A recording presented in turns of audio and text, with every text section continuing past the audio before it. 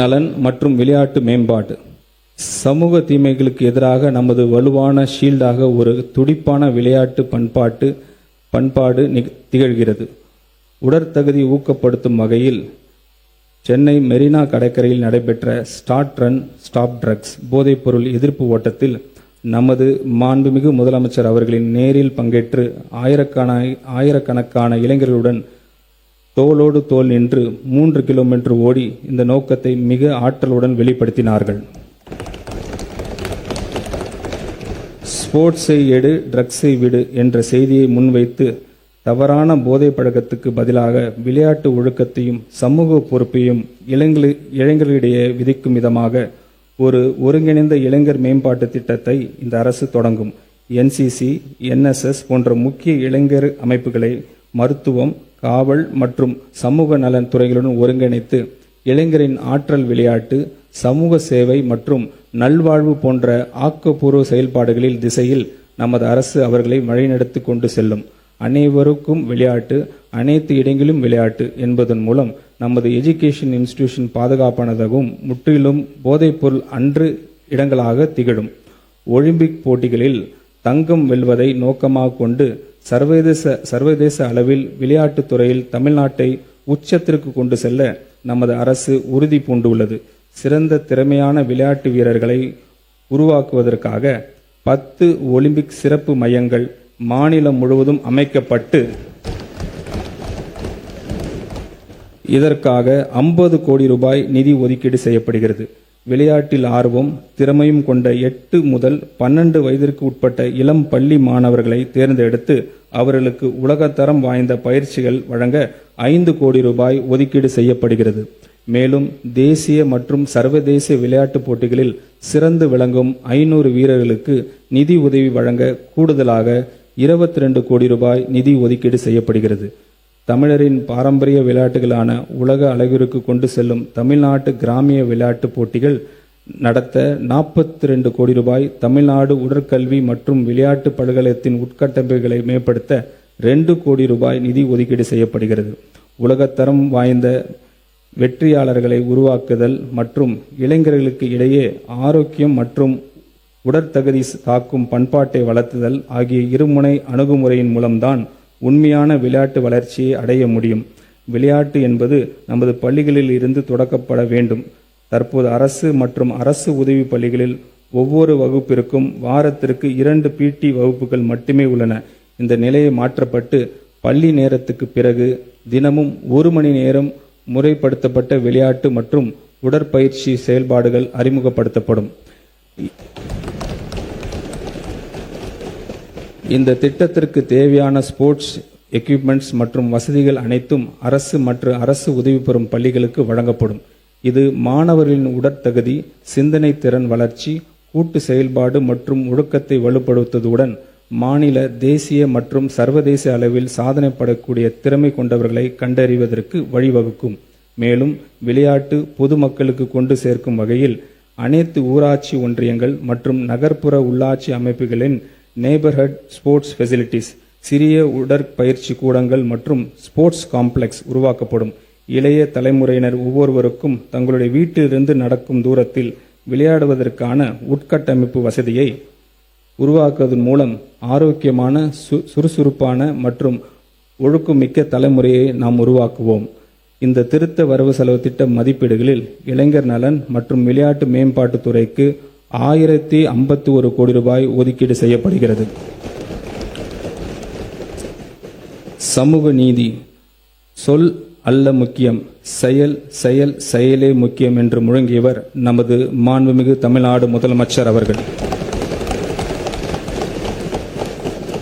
அதனை சமூக நீதித்துறையின் செயல்பாட்டில் காட்டி வருகிறார். புகழ்பெற்ற சர்வதேச பல்கலைக்கழகங்களில் உயர்கல்வி பயிலும் மாணவர்கள் பயனடையும் வகையில் செயல்படுத்தப்படும் அண்ணல் அம்பேத்கர் அயல்நாட்டு கல்வி உதவித்தொகை திட்டத்தின் மூலம் ஒரு மாணவருக்கு அதிகபட்சமாக 36 லட்சம் ரூபாய் வரை உதவித்தொகை வழங்கப்படுகிறது.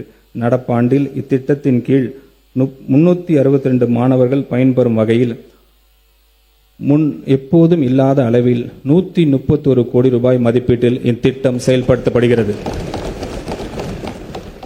ஆதி திராவிடர் மற்றும் பழங்குடியின மக்களின் வாழ்வாதாரத்தை உயர்த்துவதையும் நிலையான வளர்ச்சியும் உறுதி செய்ய வெற்றி தொழில் முனைவோர் திட்டம் செயல்படுத்தப்படும். இத்திட்டத்தின் மூலம் பயனாளிகள் மொத்த திட்ட செலவில் மூலதன மானியம், வட்டி மானியம் பெற ஏதுவாக நடப்பு நிதி ஆண்டில் இத்திட்டத்திற்காக 75 கோடி ரூபாய் நிதி ஒதுக்கீடு செய்யப்படுகிறது.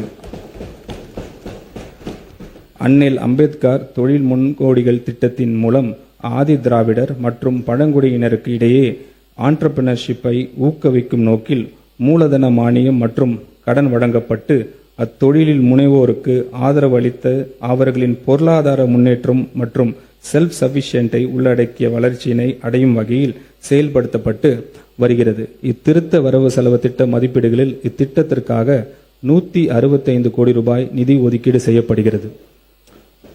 ஆதி திராவிடர் மற்றும் பழங்குடியின பெண் விவசாய தொழிலாளர்களை லேண்ட் ஓனர்ஸ்களாக மாற்றும் நோக்குடன் மண்ணின் மகள் திட்டம் செயல்படுத்தப்படும்.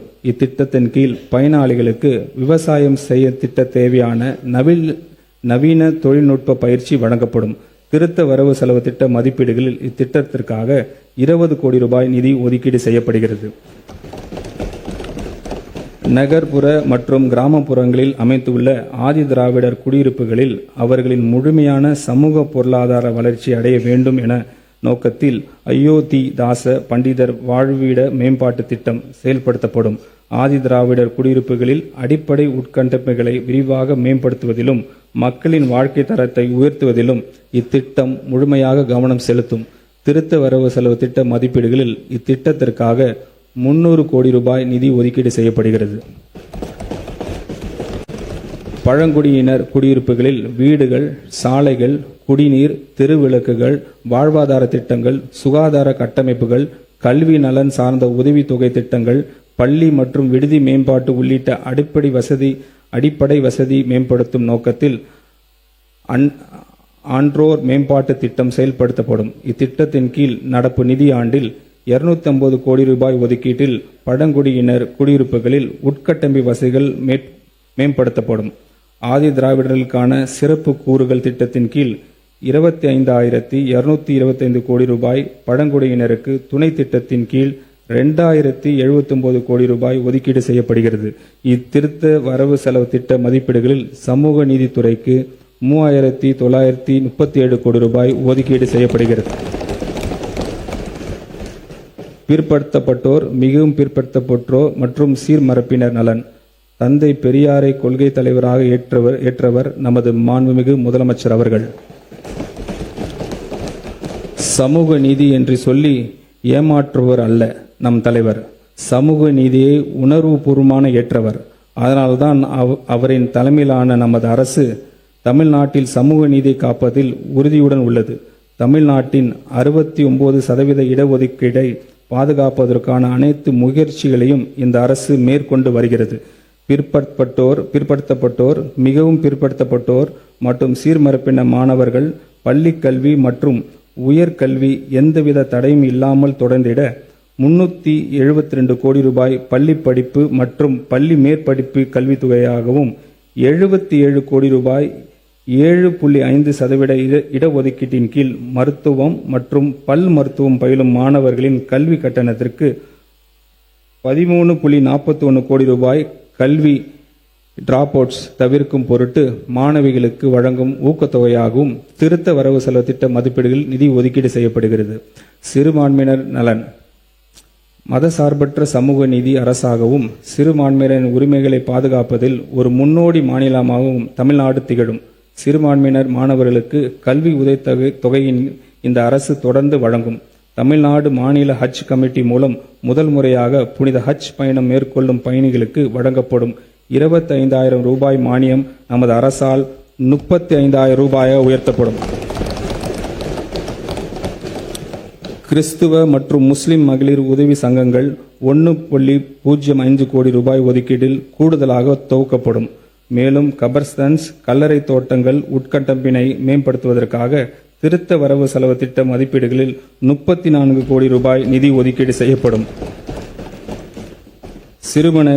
சிறுபான்மையினரை பாதுகாப்பதிலும் அவர்களின் நலன்களிலும் நமது மாண்புமிகு முதலமைச்சர் அவர்கள் தலைமையிலான அரசு ஒருபோதும் சமரசம் செய்து கொள்ளவே செய்யாது. இந்த திருத்த வரவு செலவு திட்ட மதிப்பீடுகளில் பிற்படுத்தப்பட்டோர், மிகவும் பிற்படுத்தப்பட்டோர் மற்றும் சிறுபான்மையினர் நலனுத்துறைக்கு 1700 கோடி ரூபாய் ஒதுக்கீடு செய்யப்பட்டுள்ளது. மாற்றுத்திறனாளிகள் நலன், welfare of differently abled person. மாற்றுத்திறனாளிகள் மகத்தான திறனாளிகளாக நம்முடைய மாண்புமிகு முதலமைச்சர் அவர்கள் மனதார எண்ணுகிறார். பிறப்புக்கும் எல்லாம் உயிருக்கும் என்ற நமது அரசின் சமத்துவ கொள்கையின் அடிப்படையில் மாற்றுத்திறனாளிகளின் உரிமைகள், சமத்துவம் மற்றும் சமூக பாதுகாப்பு உறுதி செய்வதில் பிற மாநிலங்களுக்கு முன்னோடியாக தமிழ்நாடு திகழ்ந்து வருகிறது. தற்போது சப்போர்ட் எக்யூப்மெண்ட்ஸ் வழங்கும் திட்டத்தில் இடம்பெறாத செயற்கை நுண்ணறிவு சார்ந்த நவீன சப்போர்ட் எக்யூப்மெண்ட்ஸ்களை sports prosthetic leg, myo electric signal மூலம் செயல்படும் upper limb prosthesis, other high end assistive devices including cochlear implant batteries வாங்குவதற்காக அதன் விலையில் 50% அல்லது அதிகபட்சம் 30,000 ரூபாய் வரை நிதி உதவி வழங்கப்படும். தஞ்சாவூர், திருவண்ணாமலை, சேலம், கடலூர் மற்றும் விருதுநகர் மாவட்டங்களில் அறிவுசார் குறைபாடு உள்ளவர்களுக்கான அரசு நிறுவனங்கள் நம்பிக்கை இல்லம் என்ற பெயரில் அமைக்கப்படும். இந்த நிறுவனங்களின் 3 வயது மற்றும் அதற்கு மேற்பட்ட குழந்தைகளுக்கு சிறப்பு கல்வி, ஆரம்பகல்ல பயிற்சி சேவைகள், மறுவாழ்வு மற்றும் தொழில் பயிற்சி வழங்கப்படும். தொடக்க நிலையில் ஒவ்வொரு நிறுவனமும் 50 மாணவர்கள் பயிலும் பகல் நேர பள்ளியாக செயல்பட்டு பின்னர் தங்கும் இடம் வசதியுடன் கூடிய நிறுவனமாக மேம்படுத்தப்படும். இதற்காக திருத்த வரவு செலவு திட்ட மதிப்பீடுகளில் 4 கோடி ரூபாய் நிதி ஒதுக்கீடு செய்யப்படுகிறது. இந்த திருத்த வரவு செலவு திட்ட மதிப்பீடுகளில் மாற்றுத்திறனாளிகள் நலன் துறைக்கு 1485 கோடி ரூபாய் ஒதுக்கீடு செய்யப்பட்டுள்ளது. சமூக நலன் மற்றும் மகளிர் மேம்பாடு. தமிழ்நாட்டில் உள்ள அனைத்து பெண்களுக்கும் அண்ணனாகவும் தம்பியாகவும் இருந்து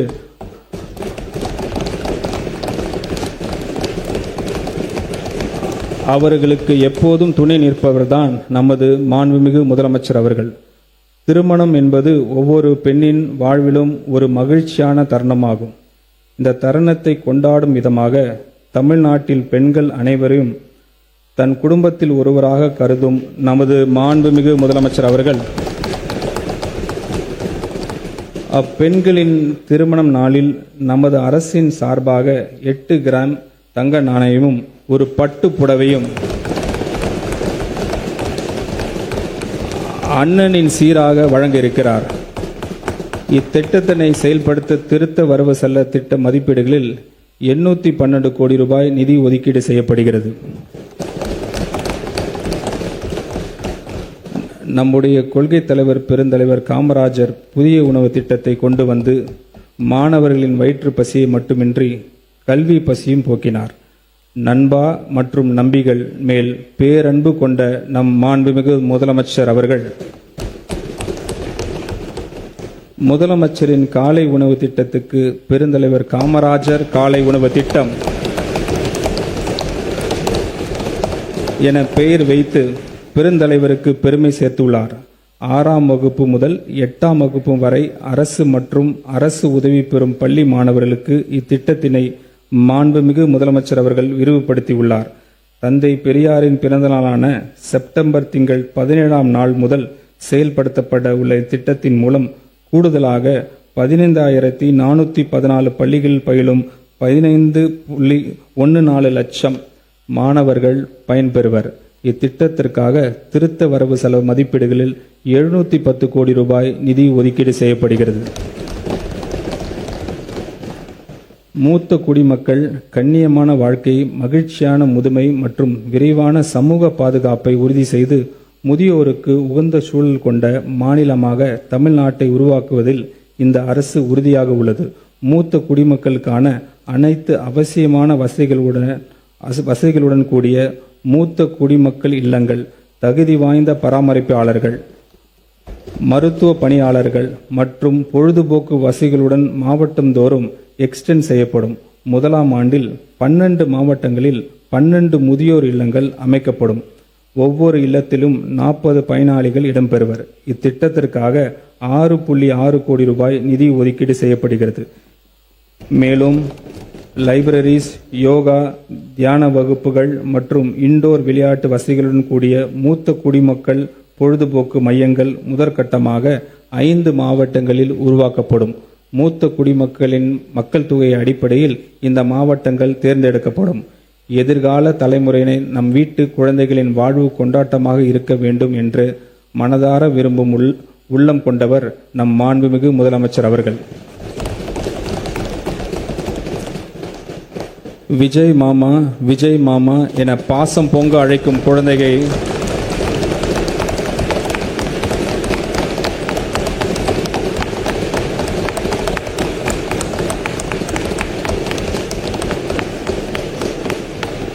விஜய் மாமா, விஜய் மாமா என பாசம் அழைக்கும் குழந்தைகள் செல்வங்களை பற்றி நாள்தோறும் சிந்திப்பவர் நமது மாண்புமிகு முதலமைச்சர் அவர்கள்.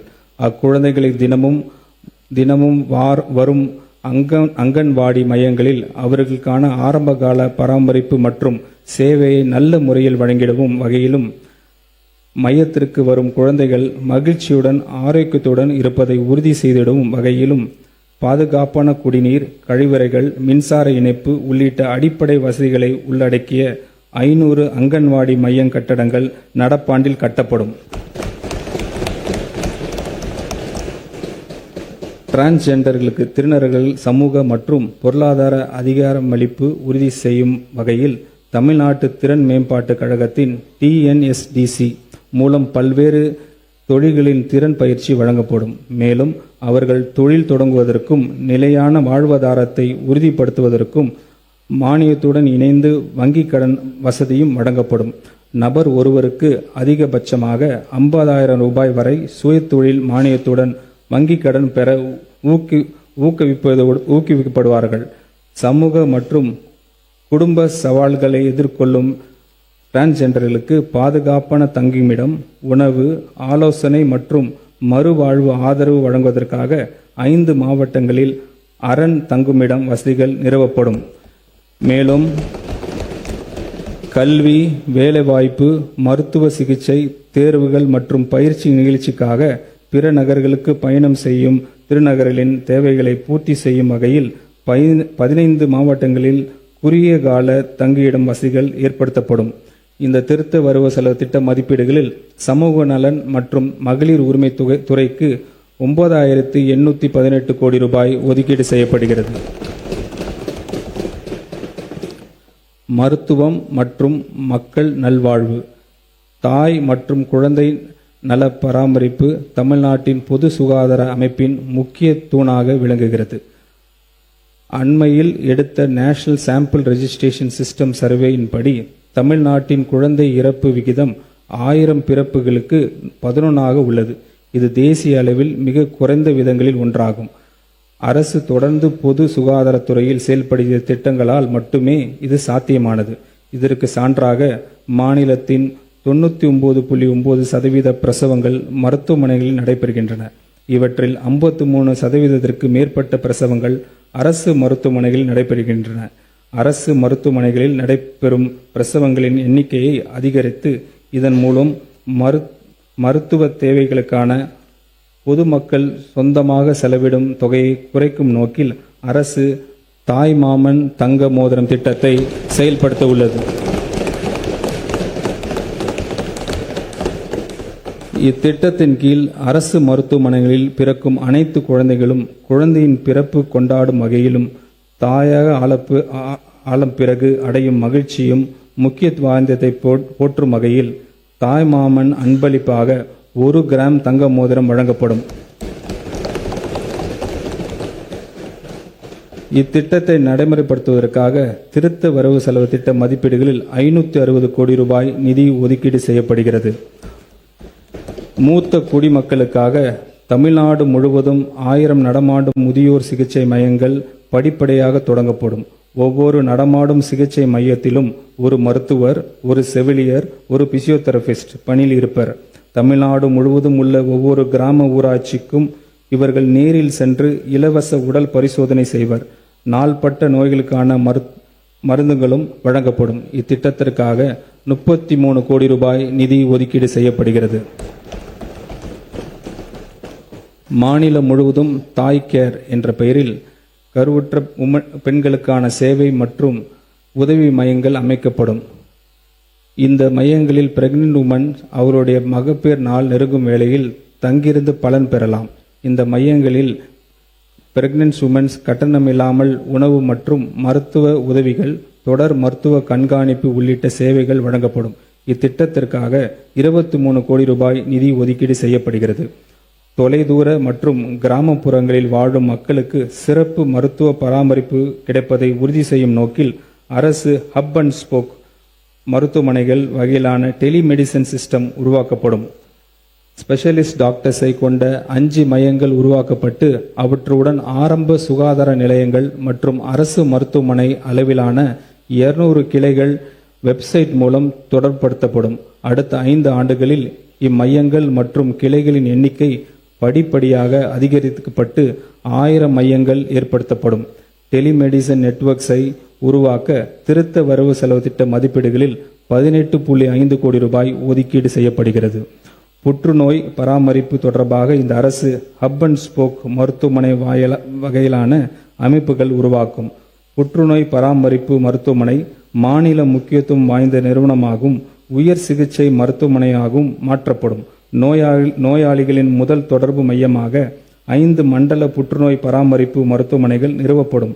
இந்நிறுவனங்களில் புற்றுநோய் பராமரிப்பு தொடர்பான ஆராய்ச்சி மற்றும் மேம்பாட்டு பணிகளையும் மேற்கொள்ளவும் இதற்கான டிபிஆர் தயாரிப்பதற்காக திருத்த வரவு செலவு திட்ட மதிப்பீடுகளில் 10 கோடி ரூபாய் ஒதுக்கீடு செய்யப்படுகிறது. தொற்று நோய்கள் மற்றும் புற்றுநோய்களின் தொடர் சிகிச்சைக்காக அவசியமான மருந்துகள் தடை இல்லாமல் கிடைப்பதை உறுதி செய்வது மிகவும் அவசியமாகும். பரிசோதனைகள் மற்றும் ஆரம்பகால நோய் கண்டறிதல் அதிகரித்து உள்ளதால் உயர் இரத்தம் அழுத்தம், டயபெட்டிக்ஸ் மற்றும் புற்றுநோய்க்கு தொடர் சிகிச்சை பெறும் நோயாளிகளின் எண்ணிக்கையும் தொடர்ந்து அதிகரித்து வருகிறது. அதிகரித்து வரும் நோயாளிகளின் எண்ணிக்கை மற்றும் கூடுதல் மருந்து தேவை பூர்த்தி செய்யும் தடையற்ற மருந்து விநியோகத்தை உறுதி செய்யும் வகையில் மெடிசின்ஸ் நிதி ஒதுக்கீடு இந்த அரசு திருத்த வரவு செலவு திட்ட மதிப்பீடுகளில் 100 கோடி ரூபாய் உயர்த்துகிறது. இந்த திருத்த வரவு செலவு திட்ட மதிப்பீடுகளில் மருத்துவம் மற்றும் மக்கள் நல்வாழ்வுத்துறைக்கு 23,357 கோடி ரூபாய் ஒதுக்கீடு செய்யப்படுகிறது. கூட்டுறவு உழுந்து உண்டு வாழ்வாரே வாழ்வர் என்ற வள்ளுவரின் வாக்குக்கு இணங்க விவசாயிகளின் வாழ்வாதாரத்தை பாதுகாத்திடவும் அவர்களின் மீதான கடன் சுமையை குறைத்திடும் வகையில் விவசாயிகள் கூட்டுறவு சங்கங்களின் மூலம் வங்கி கடனை தள்ளுபடி செய்யும் திட்டத்தினை நமது அரசு அறிவித்தது. இத்திட்டத்தின் கீழ் கூட்டுறவு சங்கங்களின் மூலம் 75,000 ரூபாய் பயிர்க்கடன் பெற்ற விவசாயிகளுக்கு 100% முழுமையாக பயிர்க்கடன் தள்ளுபடி செய்து பிறகு இவ்விவசாயிகளுக்கு 35,000 ரூபாய் பயிர்க்கடன் தள்ளுபடி செய்தும் 14.43 லட்சம் விவசாயிகள் பயன்பெறும் வகையில் 5,932 கோடி ரூபாயிலான விவசாய கடன் தள்ளுபடி செய்ய மாண்புமிகு முதலமைச்சர் அவர்கள் உத்தரவிட்டுள்ளார். இந்த பயிர்க்கடன் தள்ளுபடி தகுதியுள்ள அனைத்து விவசாயிகளின் கணக்குகளில் வரவு வைக்கப்பட்டு வருகிறது. இது மட்டுமல்லாமல் எந்த நேரமும் விவசாயிகளின் உடன் நிற்கும் அரசாகவே நமது மாண்புமிகு முதலமைச்சரின் தலைமையிலான அரசு இருக்கும். இந்த திருத்த வரவு செலவு திட்ட மதிப்பீடுகளில் கூட்டுறவுத்துறைக்கு 8,028 கோடி ரூபாய் ஒதுக்கீடு செய்யப்படுகிறது.